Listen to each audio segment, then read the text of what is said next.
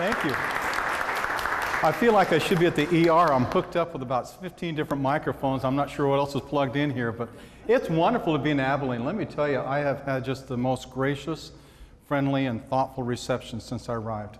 And I told your mayor, I'm about ready to give him a call in Provo. Say, I'm moving to Abilene. I've had a wonderful time, and thank you. And Brother Mitt Romney is in the news a lot lately. So there's things I'd like to clarify before we leave, as I leave Utah. I have 6 children. I have 9 grandchildren. Yes, I was married at 13 to an arranged marriage. 6 kids, 9 grandchildren. I just have 1 wife. Most of us in Utah just have 1 wife. Most of us. There's a couple that don't, but most of us just have the one. And it's great to be here. This is what we're going to talk about is something that's really near and dear to me. And I've had the opportunity to build a couple libraries in Las Vegas, which I thought were just really something, and had some wonderful experiences.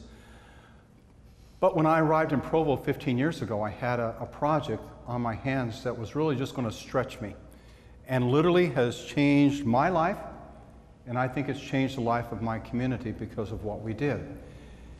And you know, this is, like Jane said, this is just one of many, many possible discussions in the future. And you're going to have to make that type of decision of what you want to do with Lincoln. And I've had a chance to tour it. And it's fascinating, fascinating building. I love the gargoyles. I may just take one with me. I'll slip it in the briefcase and take them home. We don't have a gargoyle on my roof, and I would love to have that. But Provo City Library, this is the Brigham Young Academy building.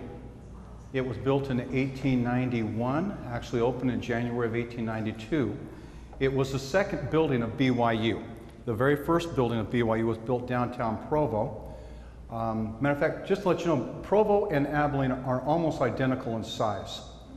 And so we're just about, I think we're maybe 1,000 or 2 lower than you as far as numbers. And the very first building was built in downtown Provo, and it burned down. And so the old pioneers and settlers tried to raise the money, and it took them a long time to do it. They didn't have nice mechanisms like bonding and banks who were willing to loan millions of dollars. They just had to build it and come up with the money to do it.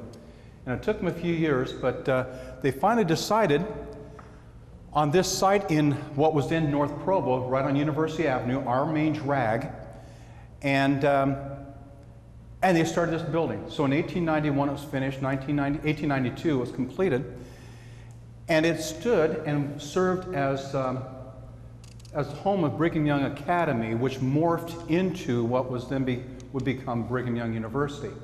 And so for about 80 plus years it served as just BYU, and it also served as an educational opportunity for children K through 12 as well. So it was nothing but an education facility. Matter of fact, this is known to those that know it as the education building. Over the years, much like Lincoln, other buildings were added to the site. And over the years, 3 additional buildings were put on this city block. One to the north, one kind of diagonal to the northeast, and then one directly east of the building. And it served the community and the school quite well for a lot of years, until right up here, you can't quite see it because of the angle, there's a hill that used to be called Cemetery Hill for obvious reasons. BYU started building buildings up there because it was cheaper land. And so they started building what became BYU up there, and they abandoned and sold the property down here on the lower campus, as they called it. Well, enough with that history. Then for about 25 some odd years, about 14 different people and groups bought the property, trying to do something with the building. But as you can imagine, trying to retrofit, bring up to code on electrical, plumbing, seismic, we have to worry about that in Utah because we're on a fault zone, with all 4 of these buildings was just impossible. The money just wasn't there. And so all these people tried different things. Didn't work. Then in the 90s, the city of Provo bought the land. with the intent to bulldoze the property and develop it. And for those who have lived in a college town, in a large college town, I bet there also is a lot of apartments and a lot of condos, and that was kind of the plan, maybe a mixed use with some retail, with some apartments and condos. And for those of us who own property and homes in Provo, like myself, we weren't really that excited to see more apartments and condos going up on our main drag. Well, that's what the mayor wanted to do. And then word leaked out to a number of people, not really leaked out, but it got around. And the Utah Heritage Foundation was involved, and they're the Preservation Society for our state up in Salt Lake City. And all kinds of legal things started happening. Injunctions were put in the building, you can't do this. All kinds of remedies were trying to be found to slow this pace down, and it finally did. And it finally came to a head in the mid-90s when they were looking at taking our library, our existing library, which was next to City Hall, which was 25,000 square feet, woefully inadequate for our population, for our collection, for our programming. It just was a horrible situation. It had only been there for 10 years. But somebody really screwed it up, to put it bluntly. A couple of people really screwed it up, and I could name names, but I'm not going to, Larry. But they really messed it up. And the mayor said, and there were those saying, I think we can make this into a library. Well, the first time I walked in June of '97, I'll get back to the rest of the story, I walked into this building. I was hired as a new director. I came from Las Vegas after being there for about 20 years. I was the assistant director with the Las Vegas Clark County Library District. Had a lot of responsibilities, but this wonderful opportunity came around. I walked in this building and I just wasn't sure that this could happen. As I'll show you in just a second,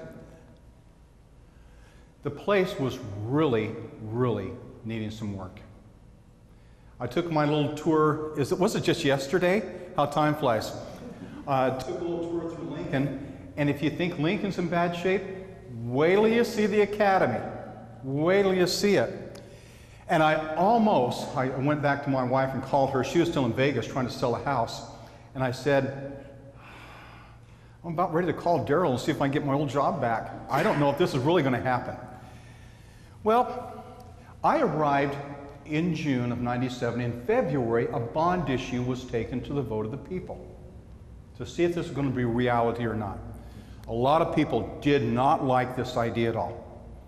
Tear the old thing down, said some. Get the LDS Church to pony up the $16 million. It's their responsibility, it's their building, all kinds of ideas. And we arrived at a $16.8 million price tag based upon the work done by the group in determining how much money would have to be spent to build a new library that would satisfy our programming needs and our collection. Well, the price tag was $23 million. So we were going to bond, hopefully, for 16.8, and then a private foundation, what they then call themselves the Brigham Young Academy Foundation, put into existence solely to do this. They had to come up with over $6 million in donations. So we could still vote, yes, we want it, but if that donation dollar amount didn't add up to $6 million, it was history. Everybody knew that. Everybody was up front about this. And so the bond issue passed, about an 8 to 10% margin, and which surprised the mayor. He didn't think there was a snowball's chance that was going to happen. Well, he knew we were not going to raise the money, the foundation. Lo and behold, June 30th rolls around, and $6 million plus had been raised. And the project was moving forward. Still a lot of naysayers, still a lot of those saying, you cannot shoehorn this library into this old building, not a current, contemporary, modern library that you need to have. So, this is the back side of the library. We decided and agreed to take down the other three buildings. This one was determined to be the architecturally significant facility. And it really is. At one time, it was noted by some experts to be the most significant unrestored historic building west of the Mississippi. And there were a number of people that made note of that. This is the backside, so we demolished the other 3 buildings, and we started on this. It was supposed to be about a 24-month project. It turned to about 2.5 years. We're a little bit late with it, and I'll show you why in just a flash here. We've had to take the roof off. And I mentioned to Jane last night, once you see these pictures, for those who've seen pictures of Dresden after the bombing in Germany, it brings back some feelings that really, it was just, look, bombed out. And it was in bad shape. The brickwork had not been maintained. The money had not been spent to do that type of stuff. It had been abandoned. This is our ballroom, which is on the 3rd floor of the facility. It looks like crap. And right over here, you can't see it. Whoops, whoops, whoops, come back, come back. Right over here, there was a huge hole that went all the way to the bottom floor, 2 floors behind. I mean, huge 8 by 10 floor. We had every bat and pigeon living in the county. They were having vacation in the Academy building. This is just some of the decorative wallpaper, and that ceiling right there, that was just exposed. That's what was there. It was all timber. It was built in the 1890s. This was one of the rooms. This was our children's story room, what will be our children's story room. And all of this junk here, for the most part, is bat guano and pigeon droppings. It was lovely. It was scary. It was dark and forbidding. And I'm trying to put a library in this place. Oh man. This is kind of the garden level, we call it. And this is looking back into that ballroom from the hallway. It was a disaster, an absolute disaster. This is looking aerial at the building. We used to have building here, one here, and one here. It's a smaller block than the Lincoln property. The actual front of the library from corner to corner, this is smaller than the Lincoln front, so it just kind of gives you a feeling. And the depth of it from here to here, this is narrower than the Lincoln property. This is about 60,000 square feet. The numbers tell us the Lincoln property is about 80,000. I'm not a real mathematician, but it appears to me to be larger than that. So anyway, this is still with all the roof and everything on. We've just kind of cleared out the other buildings, getting the construction stuff. What we had to do was to build a parking structure. And this is all on the south side here. We put an underground parking structure there. We didn't have enough room on top to get enough cars. So that will eventually horseshoe completely around the property. This is First East. You enter, come around. Underground, we will have an entrance here, an entrance here, and an entrance here. We have a lot of kids, which I'm going to come back to in Provo. We have more married students probably in the world in Provo, Utah. BYU has 30,000 plus students. Utah Valley has 30,000 plus. And I mentioned I got married at 13. In our culture, we get married very young, and we start having children young. And so we have a lot of moms that will bring in 2, 3, or 4 children. And it's wonderful to park underground out of the snow, out of the heat, whatever season. And you have direct access to the facility from those, right from underground. It's kind of cool. What we decided to do is because of the shape of the building, not the geographic shape, that type of shape, but the condition, better word, condition of the building, the floors and everything else, we decided to meet our programming requirements, we gutted the building. The only thing left standing were the exterior walls. And so this is from the inside. We completely took all 3 floors out, took the roof off. We could not have shoehorned our library into the existing spaces. Frankly, in my opinion, any more than if you want to, if that's what you choose to do, to take the Lincoln and shoehorn your library into all of those classrooms. That's not the way a library works anymore, or if ever. So we started taking this sucker apart, and you can see just the kind of the condition of it. And this is the Academy. My guess it was a cold winter day. I can still see kind of some snow, and the roof was off. Talk about a Dresden look. There it is. transplant this to Dresden, it would just fit right in. One of the things that we had, kind of an iconic figure, was our bell tower. And this used to hold a big, big bell, brass bell. And for us to really get to it and refurbish it, we had to take it off with a crane. This is the south parking structure, and it sat there for a year while we covered it with visqueen and sheeting so the workmen could work on it and do what they needed to do to it. And you can see it was really in bad shape. It had probably, I'm not sure how many times it may have been painted over the 100 years. Another thing that we found is that these are the original walls. This is interior. This is probably this children's story room. And we had to add foundational support on both the interior and the exterior of the building. And you can see them pumping concrete in there. And which was amazing to find out what these pioneers and early builders would shove into foundations. You know, old crap, cans, just kind of fill it up. Boulders this size. In a couple of spots, I don't have a picture, we actually had to take the foundation and kind of move it out to work around the boulder rather than break up the boulder, which we weren't sure how it was going to affect the vertical walls. We just left the boulder right there and just kind of worked around it. But you can see that brickwork right there. Some of it's not bad looking, but some of it's really beat. And then we did this process called shotcrete, which we had these trucks come in. It gives you a good feeling of how tall that is. And you can see these hoses.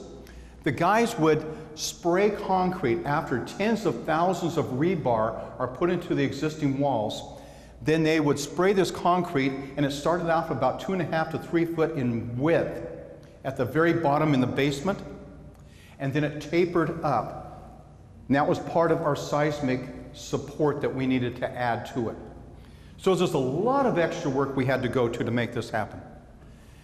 And you can see that shotcreting being done right there and almost completed on that part of the building. This is the east side. Some more of it. Here's our beautiful mountains. If you've never been to Provo, we're nestled right at the foot of the Wasatch Mountains, right up this canyon. Between that mountain, Timpanogos, and the Y Mountain over here. Around that mountain is Bob Redford's Sundance, the Sundance Ski Resort, just up the canyon from us. It's gorgeous country. I can be hiking on a mountain trail with nobody to see for miles in 20-25 minutes. And it's just beautiful. But we get snow. And if you don't like snow, another shot. So here's the building. Oh, by the way, you probably have seen this structure a couple times. On the north and south, these were emergency stairwells that were added after the initial construction because they didn't think about those things in 1890. They didn't worry about it. And some smart aleck code enforcer said, you've got to have a mercy. And so they built these ugly stairwells. We took those off. This is the roof. You can see the old timber right there. What I'm trying to get across, the place was decrepit. But the building meant a whole bunch to a whole bunch of people. They went to school there, Mom went to school there, great-grandpa went to school there. Almost 100 years worth of memories of different generations attending class there. Here's that underground parking I mentioned before still happening. A couple of shots showing. So now we can get almost 360, 370 parking on the site. Then, after they took all those floors out and the roof off, what's going to hold the walls up?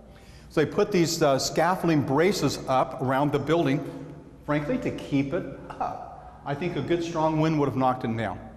And there's another shot of it. Now we're starting to put the steel girders, and then we'll put in the concrete floors in. One of the great things that happen with this, number one, we meet the seismic concerns that we have in Utah. Number two, I've been able to gut this floor, gut all three of these floors almost, and start fresh. And I wasn't shoehorning, okay, I've got to put children's, squeeze them in here, or do this with this, and what am I going to do with this space? We were able to design and program like it was a new building. And it was really a significant thing for us. You can see, get a feeling, here's a big dump truck, kind of the size of the project. More guys up doing some welding and stuff. There's that truck again right there. This is looking from the new wing. To accommodate everything we wanted to do, We needed about 100,000 square feet. Well, we weren't going to get 100,000 out of the Academy building. It was only 60,000. So we added a 40,000 plus new wing to the east of us. You'll see another picture of that in just a second. Well, things are happening. The new roof is going up.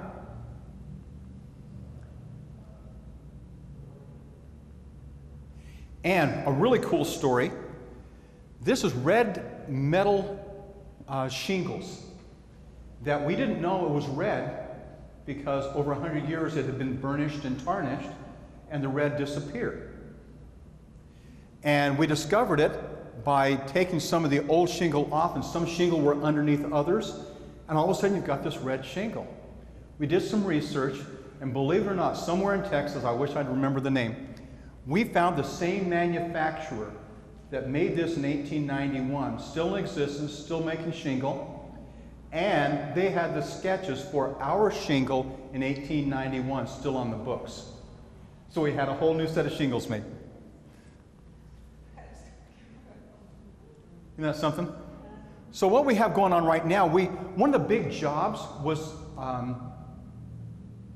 preserving the brick. And if you don't take care of brick, it will just fall apart on you. It's not made to last forever.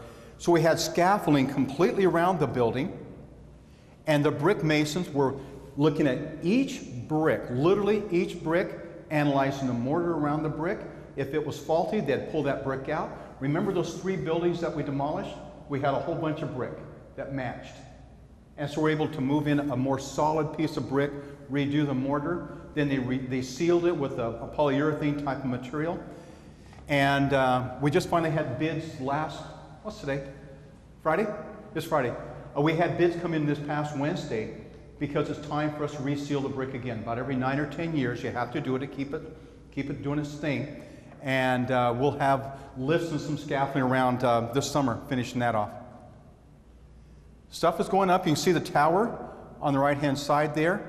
It's got new tile roof, and it's been repainted. And that's kind of the brickwork as we're working on that.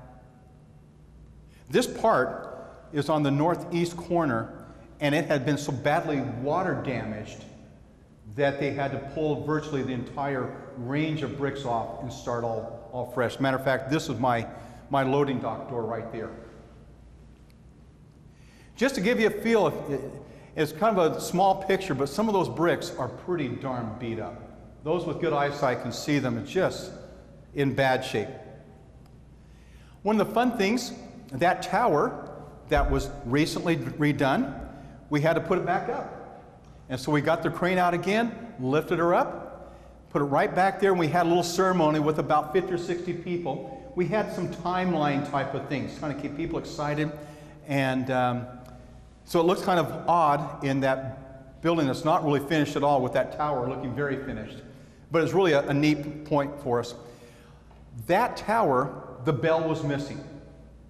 And we knew where the first 2 bells were because one had broken, one had cracked badly, they had to discard it. The third bell is actually on the BYU campus at the basketball arena. And that's our victory bell. So I approached BYU to say, what's the chance of getting our bell back?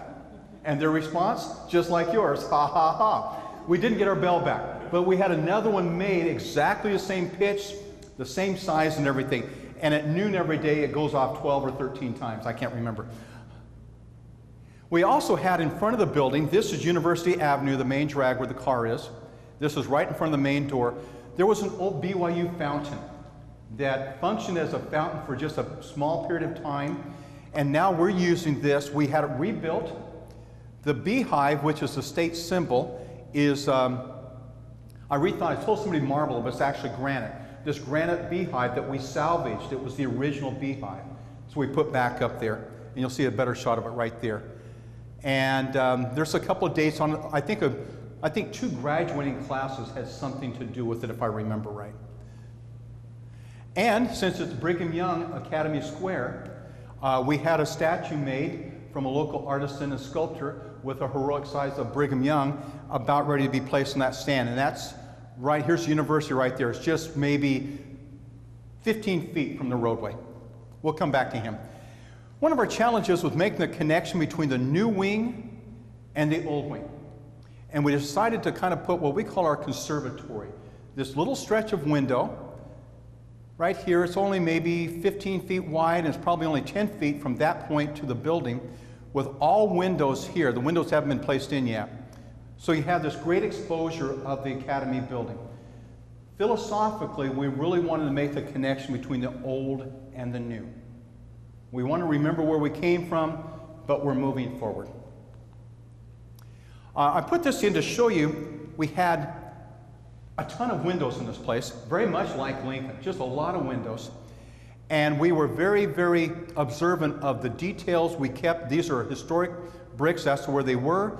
We didn't move or change any of the dimensions of the windows. Obviously, new window pane and new wood trim around that, but everything else, that's exactly where those windows were. This is too small, and I apologize for that. This is our children's wing. I did mention we had more children per square inch than anybody in town or anybody in the country, and we decided we want to give an entire floor to the children's department. So we have 14,000 square feet that's just for children.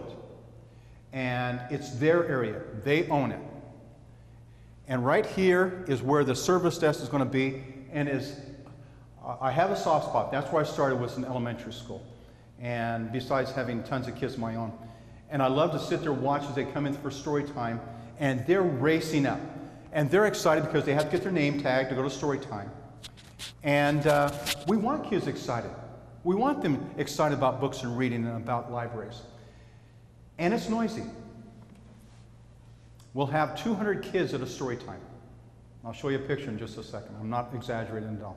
We'll have 200 little ones and their moms and grandmas come to story time. And it's noisy. And we're so grateful for that. One of the great things that we did was completely separating children's from the adult section. We're a little bit more caustic with some about too much noise in the adult. With the kids, we really are pretty generous with them. So this is the beginning of that process. And hard to see, but this is a step, this is our storytelling circle. And I mentioned we'll often have 200. We do over 20 programs a week, and a number of them will have 150 to 200 people. It's crazy. And we do over 20 of them. But what we've also done is build adjacent to it right over here, which we'll see in a second, a storytelling room. Because a lot of our moms will have a little toddler, a babe in arms, that they'll come to this story time, and they'll put their 3 or 4-year-old in the storytelling room. They run concurrently with each other. And it works out really well. So we could have a couple of hundred here and another 60 over here. And it's crazy, but it's a lot of fun. There's that storytelling circle, a little bit better shot with the stairs and the steps there. A little cloud that we put in. We have some fun lighting and done some fun things with the pillars, which you'll see. Back up to the second floor, we have these stairways that are going in. And these are historic stairs. This is where the stairs were originally. You can see the woodwork starting to come in. Let me get back to that one. We found that originally this wainscot right here, which is just this gorgeous, gorgeous wood, used to be whitewashed. And originally it was just whitewashed wainscot. Well, that's what they did in those days. We don't like that anymore. So we decided to replace that, obviously, but we wanted to keep that. And then this beautiful stairways. I can't tell you how many pictures we have of wedding parties and that type of thing as people are scattered up these stairs. I'll come back to weddings. We also did a lot of research on tile. The original tile that was there was a black and white checker linoleum that the pioneers built big, but they didn't have a lot of money. And we want to do something different. So we found the color, whoops, come back. We found the color that was dominant back in the turn of the century, along with these little diamonds, which was a common motif that we found. And bordering on the edges of the tile is a different color border that kind of enclosed all of this tile. It's very cool. We'll have another shot of it. Oh. And that pillar right there on the second floor. That is original. That used to be a spot where a lot of kids would meet after class. I'll meet you at the post. So we kept that. We have a lot of exhibit space that we control. We put up all kinds of exhibits. We have some absolute masters of exhibits to draw attention. And I want to show you this because there's that wainscot. You can see that border. And you see that tall, tall door? That's the way all the doors are in the academy. That's the way they were, with that big transom at the top, and we wanted to keep that historical feel. This is looking from the new wing through this lead, the glass isn't there yet, into the old wing where we just were. And one of the interesting challenges was connecting with this bridge, this new wing. But from a librarian perspective, I didn't want to put a door there because it's a security problem for the collection and for staff. And I really had to argue because I was in the lone minority. Finally won that one, and we put up this stained glass window that is more translucent than opaque. We wanted people to make that connection with the new and the old again. It's a common theme. This is one of the meeting rooms. We have 6 meeting rooms in the facility, in the academy. Everything from a boardroom that will seat 10 to our ballroom that will seat 500. And we let community groups come in and use the space. We facilitate about 1,400 to 1,500 meetings a year. That's everything from the Republican Women's Group to a La Leche League to an insurance company that's trying to push their business. And we have a tiered use policy that allows that to happen. This is the ballroom. And this is that ballroom that has, remember that ballroom we saw before? Okay, here's those 4 pillars that are original. We put them back. We're able to salvage those. And this is 4,500 square feet. It'll seat about 300 for a lunch or a dinner and table rounds, or about 500 in rows. And in that space, you're going to see pictures just a flash. We host about 2 weddings a week. I mentioned all those kids getting married at 13. They're coming up here to have the receptions. My 2 daughters have had the reception here. And it's just a not dead beautiful space. That brings in revenue for us because I have a little department that's my events department that I have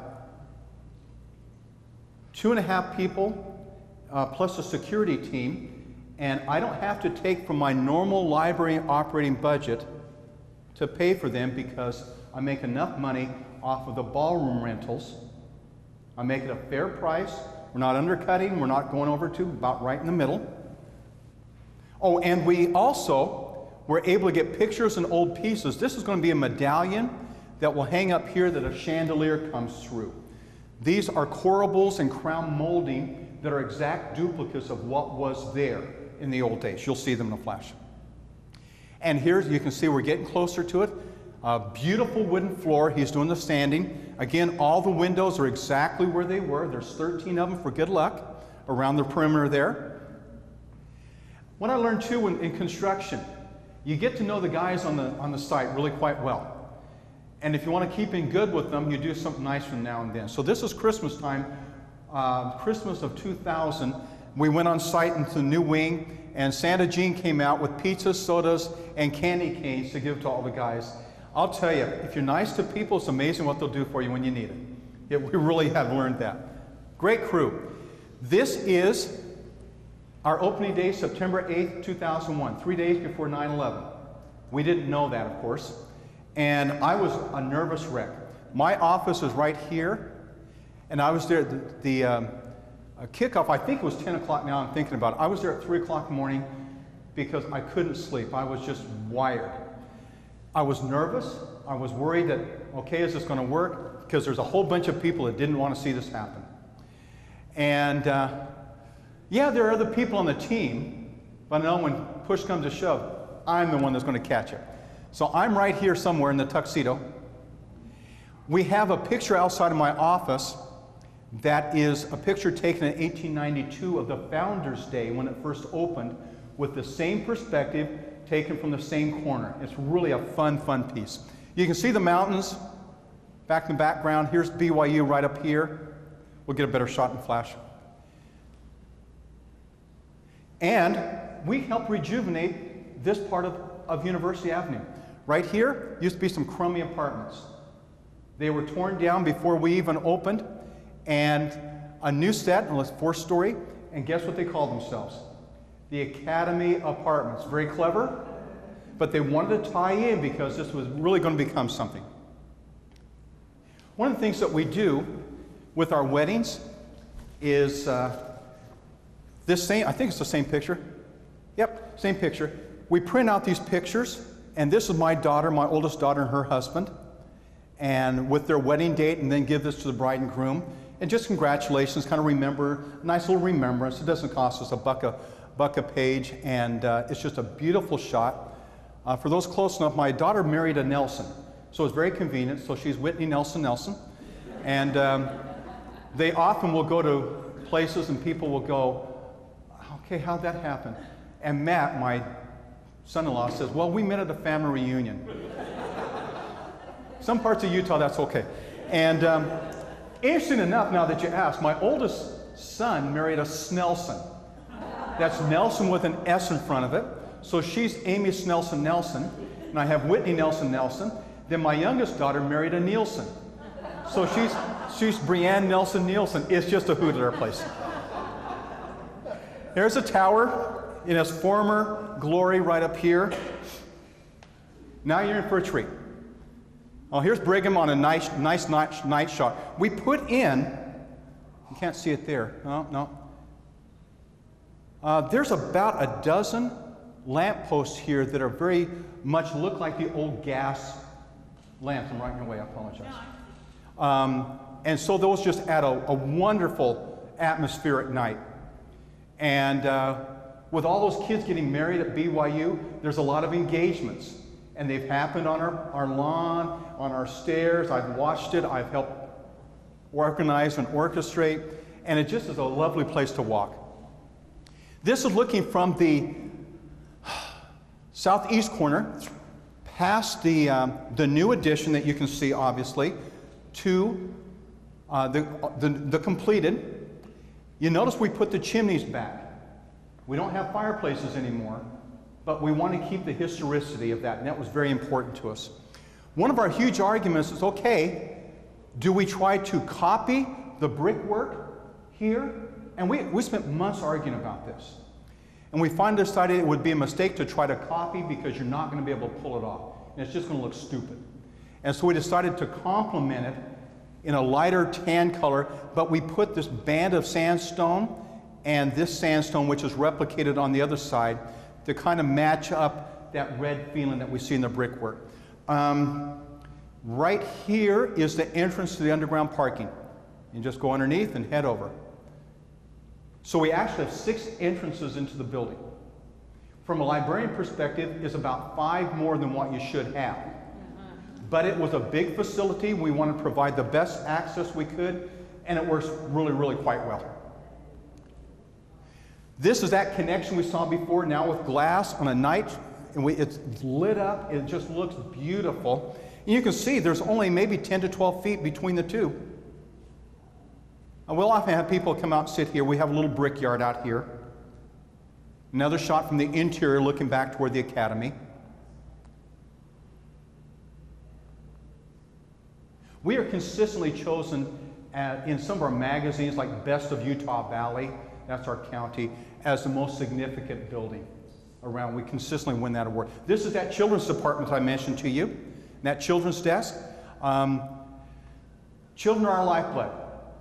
We circulate 1.7, going on 1.8 million items a year, which is incredible for a one-building library. And over half of that are children's books. It's really, really something. Our desk, it has this fiber optic here that changes color. So it goes from blue to red to purple. So it really draws those little eyes. And we even made the desk a couple of inches shorter than normal, because we know from research and just from our own observation that when you're sitting at the eye level with children, you're going to have a much better interaction.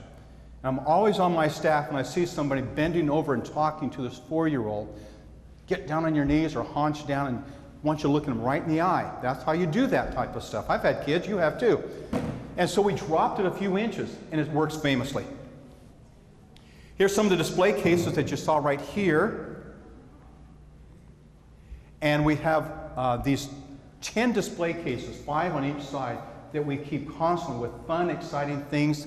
Some of our staff seem to get paid too much because they buy all these weird toys and stuff, but we borrow from them. They always have these very cool girl-appropriate and some very cool boy-appropriate type of displays. We just added some new lighting to this that really, almost like a movie marquee light. And one of the great things to have 14,000 square feet is, here's that desk. On the south side is the big kids section. Taller shelving, about this high. All the fiction, all the nonfiction. You'll see the computers, a lot of chairs that line the window, some easy seating over there. And then on the opposite side are the low shelving, the picture book shelving, the easy reader shelving for the younger children. Looking back from our desk, back to the new wing, you can see there's a direct connection. One of the early designs, there were some schematics before I came on, and this is one of the biggest things I changed. They had wanted to put this clear in the basement at the parking garage level. Well, my wife calls me a worrier, and I am one. But there's some really nasty people around. And I can just see somebody driving in a parking garage, grabbing a little child and throwing them in the car, and they're gone. So we moved it, and I said, let's not put our children's section in the basement. Let's put them on level with the adults. And so you come in from the north or from the south, you turn this way to go to adults, you turn this way to go to children's. And it works out terrifically. One of the neat things we've done that I haven't told the other groups is right here at the entrance to children's and the entrance to the adults, we have sliding glass doors, very similar to that we can lock off.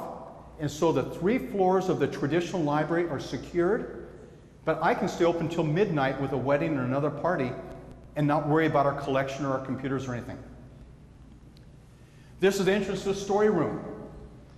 And we have this fun castle motif, and notice the secret passage. This is my second library that I put a small little munchkin door in. There's not going to be a self-respecting 3 or 4 or 5 or 6-year-old go through this door. They want to go through here. It's just a little 5-foot tunnel that goes right back into the room. We have the walls painted. We change it about every couple of years. And it's a lot of fun.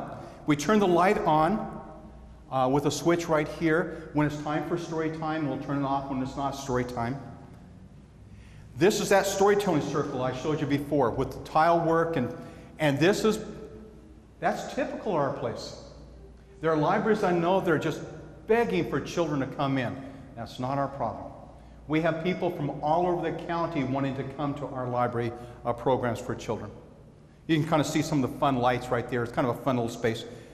And we literally have to microphone our storytellers. Back up to the second floor, you can see that stairs that we had worked on before and the tile work. We have a small art gallery that we have a number of exhibits every year. I really believe in the connection with art and libraries. I think it's really, really vital. I think it helps feed both sides. We also had a portrait artist we commissioned him to do the portraits of the first 3 principals of the Brigham Young Academy back in the 1890s and forward. This is down that hallway looking back to that stained glass window I pointed out before with those display cases. This is probably 15 feet across, maybe 18 feet across there. This is hard to see with the lights. This is a little foyer lobby outside in the administrative offices. This is my office. The last 2 mayors have come to my office and both have wanted to steal my office because it's the best office in town. High ceilings, high windows. It's just a beautiful spot. Our boardroom.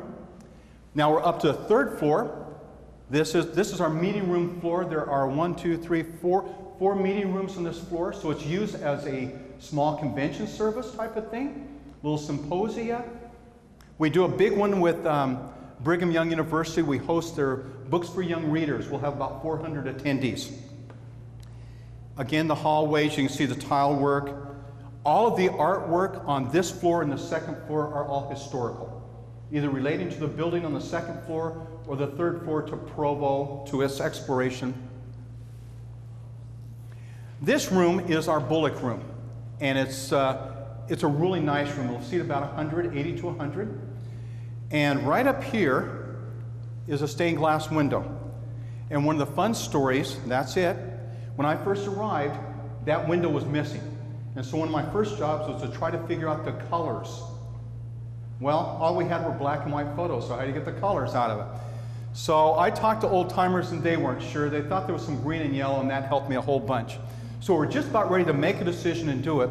One of our committee members was at a steel fabrication shop in town, just doing his job, and was talking to a guy about the project. And that's what everybody talked about for 2 years, and good and bad.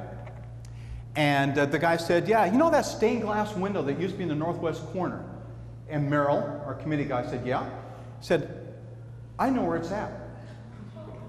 And Merrill said, what? Well, the kid, well, not a kid anymore, he was a student at BYU with his cousin. They lived in those old apartments that the new apartment replaced, and they started seeing the rocks go through the windows, as it will with an abandoned property. And they went over on a New Year's Eve night, cold.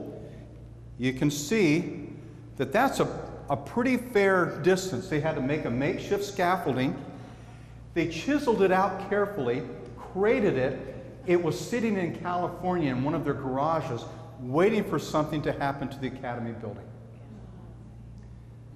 I can tell you miracle story upon miracle story. So, that stained glass is the original stained glass, with the exception of that piece right there. We took it apart, re-leaded it. I still haven't found out why that window, why that room. It obviously meant something special to somebody along the way. There's our ballroom. And it's just absolutely beautiful. We have a big storage room, so I don't have to have anything sitting on the floor. No chairs, no tables. If I have a customer comes in, this is what they see. Now I've got a big enough room right there that I can store 400 chairs, all the tables, both banquet size and rounds back in there. And you can decorate to your heart's content, or you can do like this bride and mom did. Just some tablecloths, some color in the centerpiece, and you call it good. It's such a beautiful, beautiful space. The ceiling is just shy of 30 feet in height. We can dim the lights. We set up for everybody. We often just have to turn people away. We also have a big catering kitchen. One of the things that caught my eye as we toured through Lincoln yesterday was the old cafeteria that's connected to a kitchen. And my first thought was, okay, I could see that doubling as a potential catering spot for events, and or maybe some type of a little Starbucks or a little cafe type of thing there too. I don't know. What we did afterwards too, when everything was said and done, I'm here to report to you, ladies and gentlemen, when we finished this project, we had no cost overruns. We actually saved a little over $1 million. And so we took that money, put into an endowment that we'll use for years to help us with maintaining the building. And we also used some money to build these gates that were original, not quite original, but they arrived just a few years after the project was completed in the 1890s. At the time, the building was on the north edge of town. So they only had, this is the southwest corner. And so this is the only gate they had. Nobody lived north. Well, today there's a whole bunch of people that live north, so we replicated this and put it on the the northwest corner as well. And last, this is the fourth floor. Some of you that are really astute were wondering, where's the fourth floor? This is the fourth floor. It's this lovely attic space with this pitched roof, really a cool spot. And 13 years ago, as we were finishing up our design, we decided to go ahead and partially complete that space while we had the workmen there, while we had the dollars to do it. So we had stubbed up. You can see the venting. We have HVAC stubbed there. We have electricity. We have plumbing stubbed up. We have wallboard. We have fire suppression system. Knowing that one of these days we'll want to use that space for something more than just storage. I knew what I wanted to do with it 13 years ago. But the mayor didn't want to use it for that space. He wanted to do something else. Well, the mayor didn't get his way, I didn't get my way, but the mayor's gone now. We have a new king in town. And I just had approved by the city council, my board, and the mayor,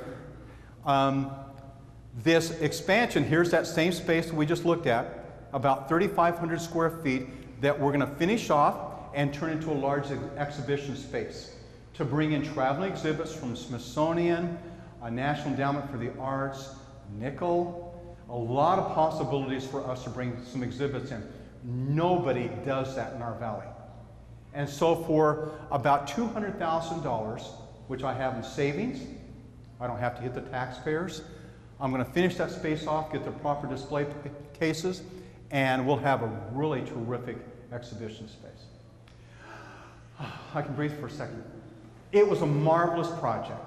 It put gray hair into an otherwise lovely, luxurious brown hair. A lot of the hair is missing now.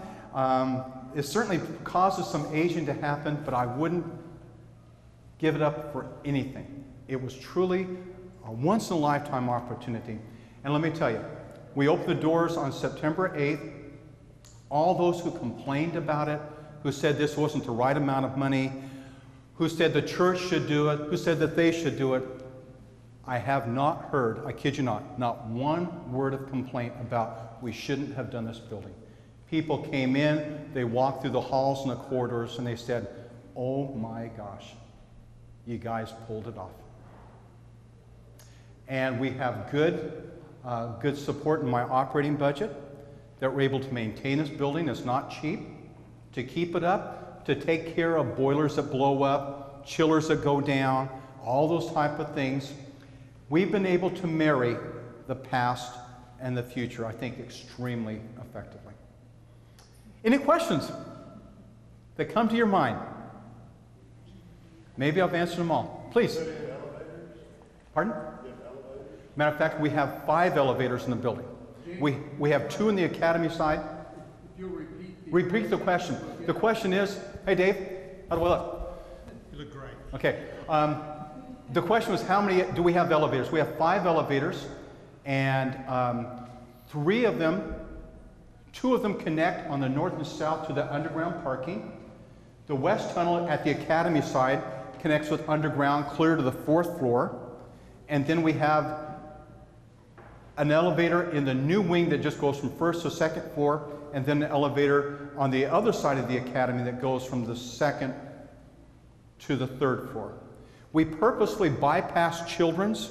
Remember when I showed you that desk, that's where the desk was going to go in children's? That was the elevator shaft right behind it. But I didn't want to have an elevator opening up or closing into the children's department. I'm a worry ward, and I just didn't think it was a safe situation. And so we just let it bypass, we close it off, and it just completely bypasses that floor completely.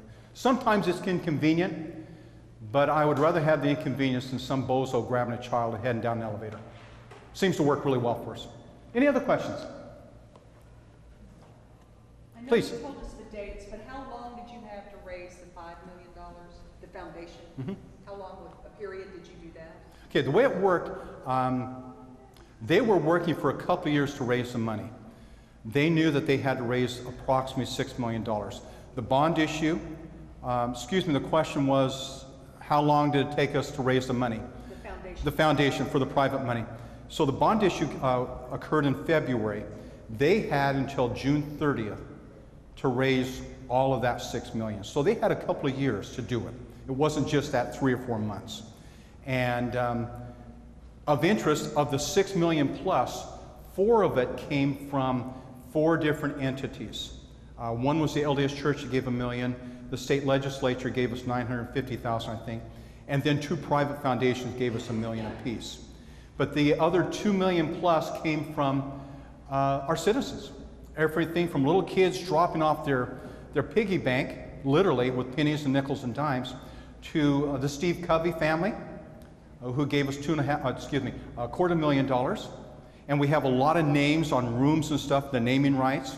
To Steve Young, who used to play football with the 49ers. He donated some money in behalf of his father. So one of our meeting rooms is the LeGrand Grit Young meeting room, and so we call it the Young Special Events Room. And so everything from a $250,000 donation down to this $1.25 donation to make up that difference. No question, however, though, that without those 4 major donors, particularly those 2 foundations, one of the foundations that was in California didn't really come through until the very last week. And it was scary. I kind of wondered, what have I got myself into? I left a wonderful library in Las Vegas, because if we didn't raise that $6 million by June 30th, everything's null and void. That property, the bond issue would have gone away had we not done that. So they spent some time with it. Diane, Jane. The posters, the art. Oh, thank you. One of the things we did throughout was we had a couple of artists that made some art prints that we sold, and we made a little bit of money off of them. But frankly, the biggest thing is it kept us in the forefront. It kept us in mind of everybody. And I don't think there's any question. This was a kind of a painting done. The Academy used to have this curved drive right up to it. And you can see all the Model Ts that we used to pull up. And one of the things that really made it happen is the fact that we're able to keep talking. We were able to keep the historical aspect of the building in people's mind. A lot of people didn't care about that, but clearly there were more that cared about it.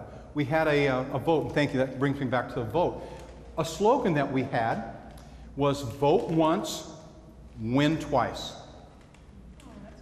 So you vote once and you win twice by saving and preserving this magnificent building, and you get a new library to boot. And today, 11 years later, I still have room to have my collection grow. We've been able to accommodate and add more computers. We had a lot of foresight and a lot of things to enable us to do a lot of stuff without really tearing up floors or jackhammering. And we are very prepared to go into the future. I don't need to move to a new building by any stretch. We've done what we needed to make sure that things could happen. And I have plenty of room to grow. I really have plenty of room to grow. Any other questions? Yes, ma'am. Love what you've done. It's Thank you. really exciting. And She said, love what you've done. Okay. I'd like to ask you as a librarian how you weighed having one central library rather than also having branch libraries, which we have a couple. Yeah. Branch libraries. We had that question earlier in the day, too. When I came from Las Vegas, that was a county library system with 26 branches. And I was used to visiting all of these 26 branches and doing my job. So I kind of grew my teeth with this branch concept. I really love a branch concept. But for Provo at the time, I even asked the questions, maybe we'd be better off taking this money and building a couple of branches. But there was such momentum to, number one, to save the building. And that was a real catalyst. Had we not had that, we would not have passed that bond issue. I'm almost sure of that. Particularly after just building that other building 10 years ago. People were mad about that. And goals about 8 years ago, start exploring branch options. Number one, I don't have the money to do it. But number two, with the libraries the way they're changing, I'm not so sure they're as necessary today as they were yesterday, at least for us. At least for us. We're going to be retiring our bond next year. We're retiring it early. And as a taxpayer who lives in Provo, I don't think I'd be very excited to have the library come back and say, okay, we want to run another bond issue. I think that would destroy all the wonderful, wonderful feelings that we have. And people get to us. I mean, if I'm checking out 1.7 million items, and I've got thousands coming through the door, I think it would be nice to have some little branches in our southwest and our northeast. But that was a different world, a different path that we chose to go this way because of preserving that building. That really kind of drove that one. But I can understand the reason why people want to have a branch system too. The downside of a branch system, depending on your budget, if your operating budget isn't sufficient, your branches will suck money to keep them operational, not only with their collection and everything else, the resources, but the staff as well, which is the most expensive part of running a library. A lot of ways to look at it. Very fair question. Very fair question. Any other questions? Thank you so much for coming. I hope it's given you some thoughts and some ideas. Thank you very much.